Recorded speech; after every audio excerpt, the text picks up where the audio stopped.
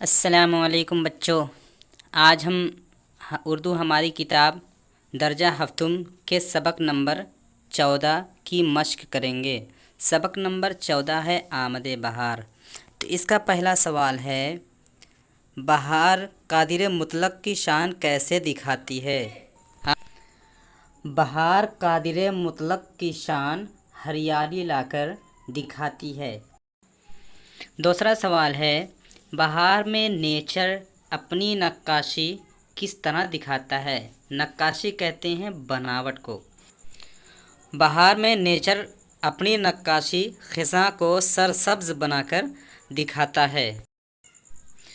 بہار میں چمن و دشت میں کیا ہوتا ہے؟ دشت کا مطلب ہوتا ہے جنگل اور چمن کا مطلب ہوتا ہے پھلواری۔ بہار میں چمن و دشت میں پھولوں کے انبار ہوتے ہیں۔ انبار کا مطلب ہوتا ہے ڈھیر۔ بہار میں چڑیاں کیا کرتی ہیں؟ بہار میں چڑیاں اتراتی، ناچتی اور گاتی ہیں۔